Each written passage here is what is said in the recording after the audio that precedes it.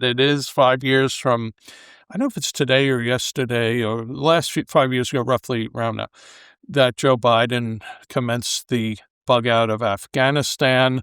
I don't remember any of the generals at the time or any military leaders saying, I'm resigning because this is just going to be a horrific outcome for the United States and for the world. But Biden did what he did. He praised it. This was great. Look what we did. And your thoughts 5 years out, Victor?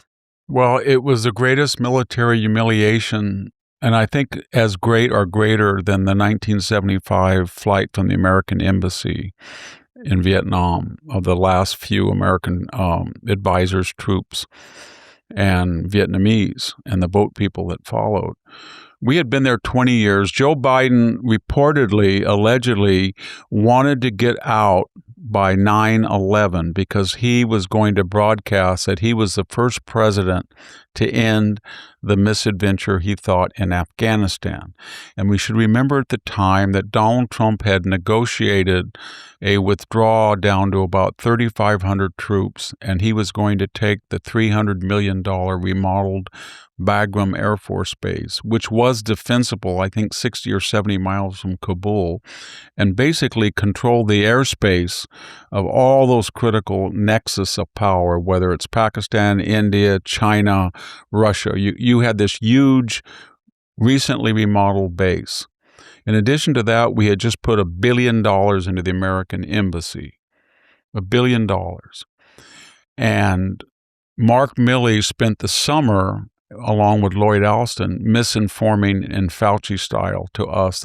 And they assured us that the 350,000 person Afghan army was viable. Don't worry, it's viable. And it wasn't. So once they heard that we wanted to get out and get out quickly with no conditions, and we weren't going to do it from Bagram, which they couldn't touch because they would have had to go out in the country and surround that place, and there's no way they could have entered and disrupted the flights. But once they heard it was going to be in Kabul, and once they knew that we were going to run away, and once they saw that there was the figure is controversial. The top figure I've seen is 50 billion, the lowest is 7 billion, but it depends on the cost of transporting those weapons over there, maintaining them and replacing them, etc., and the maintenance personnel involved in storing them. But whatever it was a multi-billion-dollar gift of some of the latest weaponry, from small arms to machine guns to rockets to helicopters to heavy trucks to armored vehicles, and we gave it to the worst terrorist in the world, and they opened a terrorist mart, so to speak, and those weapons have been showing up everywhere that they're selling to their fellow Islamist terrorists. And it could have all been avoided. It could have all been avoided, and they lied to us repeatedly. And that one incident, coupled with DEI, at the same time they were doing that, they were testifying at Congress, the head of naval operations, the head of the Joint Chiefs of Staff, the Army Chief of Staff. They were all telling us that they were reading Professor Kendi, he's in the news again, audience. They were reading his books, and there was systematic racism in the wake of the George Floyd riot, and they were going to ferret it out, and they could assure Congress that they had fully implemented diversity, equity, inclusion. And the result of that humiliation and no contrition about it, and the DEI new protocols that would privilege race and gender and sexual orientation over merit in terms of recruitment, promotion, advancement, etc. All of that led to a 40 to 50,000 person shortfall.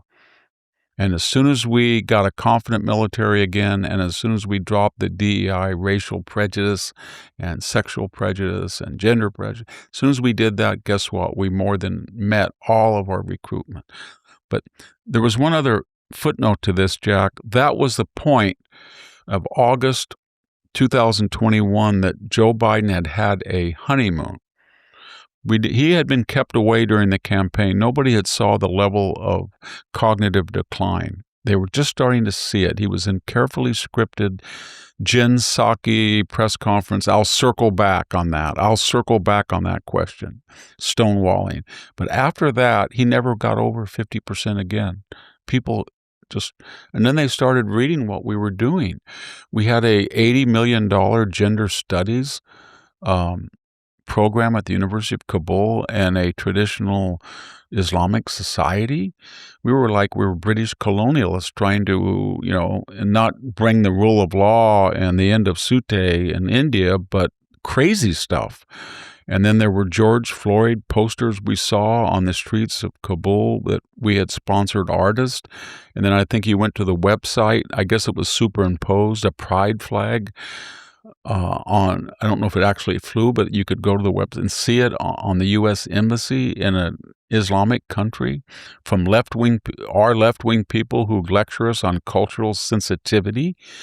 And so it was a misadventure, and he wanted to get credit for taking it out at the expense of the safety of our troops and the interest of our national security. And 13 people died. And then in our retaliation, Mark Milley and the hierarchy lied and said it was collateral damage.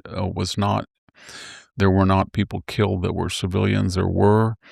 And the low point for me is when that plane took off again and again, and people were hanging from the wheels and grabbing, falling off on the tarmac. And then a spokesman for the Army came on CNN. I was watching, and he said, and I want to assure you that when they're in the air and when they land, they're going to have culturally appropriated food. We're going to have a Mediterranean, Afghanistan gourmet meals for them. And one of the reporters, I don't know who it was, but said, have they been vetted?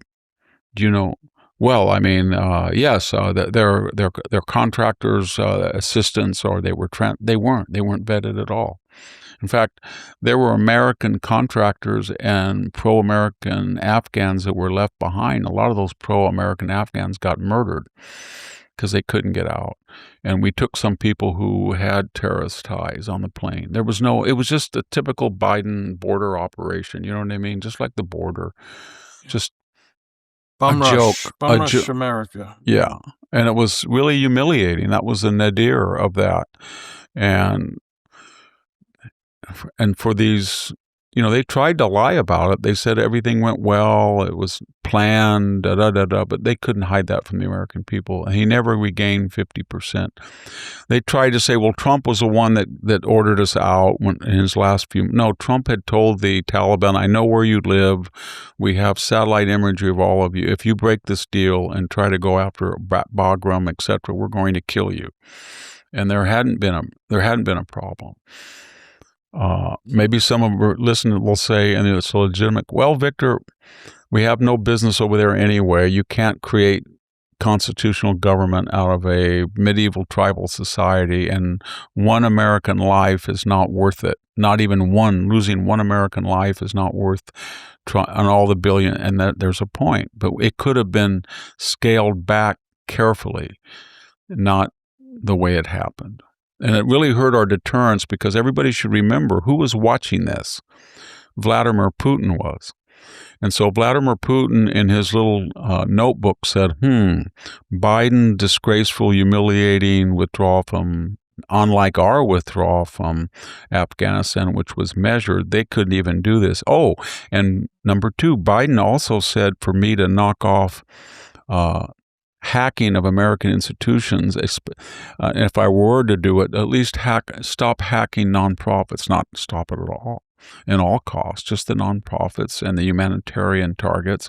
Oh, and Putin's little book said, he put a hold on offensive weapons that Trump had approved to Ukraine. Oh, here's another thing I'm looking at, Putin thought. He said that he would react accordingly, whether it was a minor or major invasion. So we'll just invade and say it's minor, and he won't do anything. So he destroyed American deterrence, and it started with Afghanistan. It was no accident that in February, just a few months later, this was in mid-August of right where we are now, 2021, and February 24th, about 6 months later, he went into Ukraine.